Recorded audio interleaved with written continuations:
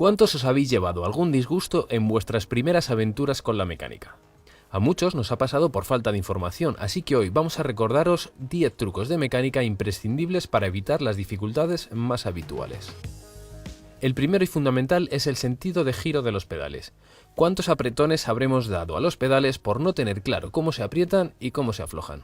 El pedal derecho rosca en el sentido de las agujas del reloj, pero el izquierdo lo hace al revés, pues con este truco no se olvidará jamás. Sea cual sea el pedal, para aflojarlo siempre moveremos la llave hacia la rueda trasera, y para ponerlos siempre hacia la rueda delantera, así de sencillo.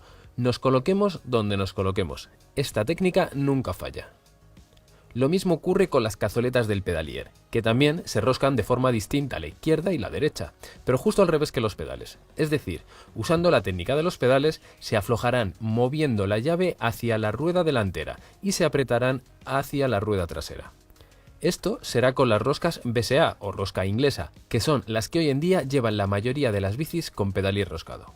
No obstante, aunque muy pocas, aún podéis encontraros con bicis que llevan la caja de pedalier con rosca italiana, y ambos lados roscan hacia la derecha. ¿Y cómo saber si tenemos rosca inglesa o rosca italiana? Se distinguirán por el tamaño. Las cajas BSA tienen una anchura de 68 o 73 milímetros y la rosca italiana son de 70 milímetros, pero insistimos que la mayoría a día de hoy llevan rosca inglesa. Otra duda habitual y donde os damos el tercer truco es cómo funcionan los tensores de cambio y frenos del cable. Los podemos encontrar en las manetas, en las propias fundas, en los cambios y en los puentes de freno. Su función es alargar o acortar el recorrido de la funda al enroscarlo o al desenroscarlo. Es decir, si desenroscamos el tensor, alargamos el recorrido y tensamos el cable. Y si lo enroscamos más, estamos destensando. Por lo tanto, se destensará el cable. Esto es muy útil para realizar los ajustes finos del cambio, del desviador y de los frenos mecánicos. Si queréis saber más sobre el ajuste de los cambios, no dejéis de ver la lista de reproducción que tenemos sobre este tema. Llegamos al cuarto consejo con uno de los errores más comunes y que trae las consecuencias más trágicas para nuestra bici, y es apretar demasiado los tornillos o roscas. Buscad siempre la información del par de apriete que recomienda el fabricante en cada componente, y para un ajuste perfecto utilizad siempre una llave dinamométrica como la de Mighty.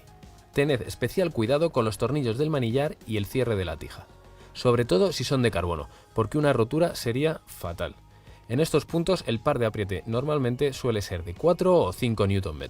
Si no tenéis llave dinamométrica, y para que os sirva de referencia, podéis apretar hasta que notéis resistencia y llegados a este punto darle un último apretón, un cuarto de vuelta.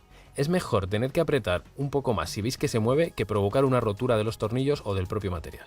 El apriete de la dirección también genera problemas con frecuencia, porque hay que hacerlo en el orden correcto. Primero, tenemos que apretar el tornillo de la tapa de dirección hasta que no haya holgura en el conjunto. Esto lo podemos notar poniendo la mano en la pipa de dirección, en la parte superior o inferior, y con la rueda frenada la moveremos un poco hacia adelante y hacia atrás. Si tiene holgura lo notaremos fácilmente. Una vez que no haya holgura, apretaremos los tornillos de la potencia, siempre poco a poco y de forma alterna, para repartir la presión entre ambos lados. No apretéis un tornillo a tope y luego el otro. Es bastante recurrente entre las consultas que nos hacéis que dudéis en qué tenemos que ajustar antes, el desviador o el cambio. Os aconsejamos hacerlo así. Colocad la cadena en el plato mediano o si vuestra transmisión es de 2 platos, en el plato pequeño. Tensad un poco el cable para que no se salga y ajustad el cambio. Una vez ajustado el cambio, ya podréis ajustar perfectamente el desviador según mostramos en los vídeos que podéis ver en esta lista de reproducción. El siguiente truco esencial es saber identificar correctamente los tornillos H y L que regulan los topes de movimiento en el cambio o el desviador, impidiendo que se salga la cadena.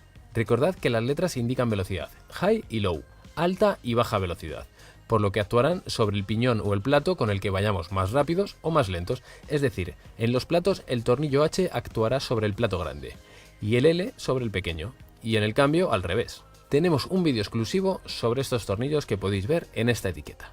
Otro fallo habitual es sacar completamente el pin de cadena sin darnos cuenta de que no tenemos pines de recambio o eslabones rápidos para volver a montar.